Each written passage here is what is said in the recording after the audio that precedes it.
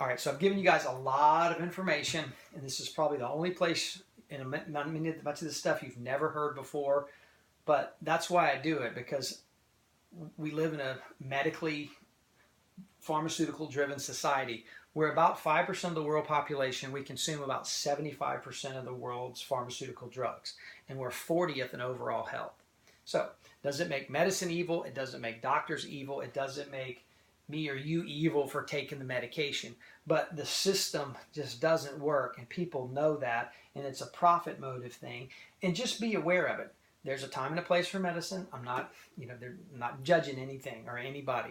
But I will say this, health doesn't come from a pill. It never will. That's managing chronic conditions. It's not making you well. Your body is the healing power within you. So the simplest explanation, and this is that top bone, if there's no pressure, if your head's on straight and your spine's straight, your brain and body are going to communicate right.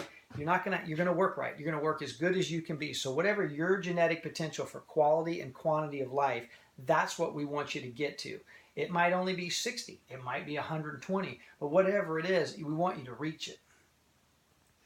And if that top bone's misaligned and squeezing down, you're not going to work right. You're not going to live as long or as well. And you're going to have symptoms and sicknesses. And back to that function versus feeling, if you've got this going on, just because you're not hurting or feeling it yet, doesn't mean you're not working right. So what does that damage long-term look like? Sometimes when the symptom shows up, it's too little too late. So it's a better plan to get checked, get your family checked, your friends, your coworkers, your children, and if there's a problem, let's get it corrected so they can be healthy their whole life. And if they're not misaligned, well, that's a good thing to know. It's like the no cavities report.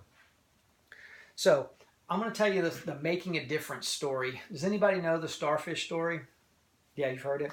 Well, for those of you who haven't, there was a bad storm. And let's use Morris Island right here where we live. And during that storm, hundreds and thousands of starfish got washed up on the beach and left. And the next morning, an old man was walking down the beach, and he was picking them up one by one, tossing them back in, just slowly but surely. And this young buck comes along and says, "Hey, old man, what are you doing?" And he's like, "Well, I'm throwing these starfish back." He's like, "You can't save all of these." But he picked this one up, and he looked at that young man, and he looked at the starfish, and he said, "You're right. But for this one, I can save, and it's making all the difference." And that's why I do what I do. I can't save the world. I can't save our whole community. But I can tell you the truth and you the truth, and we can get the good results with you and the good results with you. And you're going to get good results, and you're going to tell your neighbor or your friend. So slowly but surely, we're saving as many starfish as we can. So that's sort of to tell you my why I do this. This is a picture of me as a child, and in case they say you should always, if you're speaking in front of people, have a suit on. So since I'm not wearing a suit, that's a good looking 1970s leisure suit. So get a good look at that. And I did have hair at one time. But here's my story. I was actually a breech baby in a C-section. In 1969 when I was born, I almost didn't make it.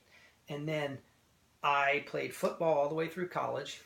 And at my size, I was basically a practice dummy and took a lot of hits. I've had car wrecks, I've had concussions, I've hit the bottom of the ocean when one eye dilated and the other one didn't and got knocked out. I was a boy. I climbed out of trees. So I probably had the worst spine you could have. I went to chiropractic school. We practiced and just cracked and popped on each other. That's bad too. That's why specificity and getting you better as quick as possible in the least amount of time and knowing what to do and what not to do I'm such a stickler for that, because for me, it made the difference of me being well or not. So that's why I do what I do. Now this is my mom. My mom is 74 years old, coming up on 74 in a couple months. She was diagnosed in 1965 with multiple sclerosis, MS. MS is a degenerative disease. It's very debilitating, and people just, if you've ever seen people that are in wheelchairs, they can't function properly with their arms and legs, and it's really sad. And I used to do that MS readathon as a kid where you read books and get sponsors, and I'd always win because, hey, my mom's got this disease and it's bad. I didn't know all about it, but I cared about my mom, so I'd always win these awards. And they'd have they'd call it the MS Christmas party here in Charleston at Hobcall Yacht Club over there right across the bridge every Christmas. And we'd go every year as kids. And it was interesting because you'd see a new person one year, and then the next year they'd be there on a cane. The next year they'd be there on a walker. The next year they're in a wheelchair and all contorted up. And then the next year they wouldn't be there. And it was really sad. My mom would have bouts where her legs would go numb, and we'd have to take her to the emergency room, and she'd have paralysis and things like that. Once I graduated from school, I started working on her, and she started getting better. And she's got basically a 50-plus-year-old MS diagnosis, and she's still here, and she's still alive. That's unheard of. Now, and fortunately, and thank the Lord that I learned what I learned, and then in her case of MS, it was coming from that spinal misalignment. So I've been able to help her, and I can't tell you how thankful. I didn't know going into it that that's what I was going to be able to do, but that, God puts us in a place for a reason, and there's always a purpose in things. So it's real important. And then let's fast forward. This is my son Wyatt. Some of you see my son Wyatt on Facebook with the long blonde curly hair, and he's a wild man. He's 7 now, but he was born, and I usually cry when I tell this story, so just bear with me. But he was born and was in NICU, the intensive care, for 10 days. He was really, really sick. He was diagnosed with a failed Apgar score. He had a pneumothorax, which was air between the lungs and the chest cavity. He was diagnosed with reactive airway disease, asthma, and reflux, call it, and nystagmus. When your eyes wiggle, they don't focus in. He was told he would never play sports and always be on an inhaler. Now, from what I knew, his misalignment was so bad that it could have caused SIDS or crib death, because most crib death and most SIDS from that early misalignment, if it's bad enough, the babies it just cuts off the flow in the breathing areas, and babies just die. And it's really a sad story. So I was really scared. Let's take a look at what do you notice about his head? Both those pictures. He's contorted way over here. So there was a huge amount of pressure on his spinal cord and brainstem, and his brain and body weren't coordinating right. So, we were able to start working on him and get him corrected. And he's, it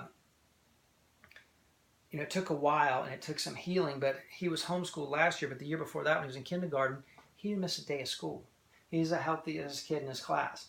We took him to a pediatric ophthalmologist for his eyes. And she's now in Texas. She was here in Charleston. She's one of the best around. We researched it. And she said she's never seen a case of a child that was born that way. The nystagmus get better without corrective exercises or surgeries to cut the nerves to the muscle so they don't do that. So that's a medical approach. And again, sometimes things like that are necessary, but obviously that wouldn't have fixed his eyes. But as we got him corrected, he started working right, and now he's much better. And so that's why, it's very important. But let's talk about, this is my daughter. She'll be 4 here in September. She was born, we checked her with the graph and all the things we do, and she wasn't misaligned at all. Matter of fact, I've only had to adjust her like 4 times maybe in 4 years. Now, she falls and tumbles and things like that. And if you look at this picture, you see this big knot on her head. My wife called me at work, and she said, it's actually growing while I'm looking at it. She fell into the door jamb. So we brought her to the office the next day, and guess what? Her head and neck were misaligned. And we got her corrected. And I actually put this picture of her with the thumbs up. She's good now, because that was troubling to people to see her with the bump on her head. So I have 2 extremes. My son has needed a lot of work. My daughter doesn't. So we don't just adjust or crack and pop because you show up. We adjust when necessary and make sure you have a healthy spine and nervous system. And we don't want to have to adjust you a lot. When my kids get sick, because when they're misaligned, it affects the immune system. So we'll check them to see if they're misaligned. But most of the time, they're just sick. Kids get sick. That's how they develop their immune system. But sometimes if they're out, we correct them. The immune system kicks in, and it helps them get better quicker. So it's a part of, in my world, everybody should have their kids checked and checked periodically, and let's maintain them throughout their life. And then knock on wood, if they have a bad fall or get in a car wreck, first of all, you know to get in right away. And second of all, we know their spine is as healthy as it can be for that trauma. And that's it. What would dentistry look like if nobody went to the dentist until they were in their 30s and their teeth were crooked and rotten and falling out? Nobody brushed or flossed. It would look pretty crazy. And that's kind of where we are when chiropractic. But when we can get a generation of people that have been brought up with healthy spines, the health of that generation is going to be way beyond anything we have now.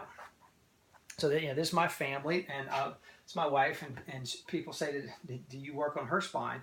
And she actually has a really good spine. My joke is, I wouldn't have married some girl without a good spine, but actually has a really great spine. And so my job has been not to mess it up in the last 20 years. But this is a lifestyle for us, and this is the foundation of our health. And we do other stuff, those pillars of health too. But this is, if you want to have a healthy family, this is the baseline.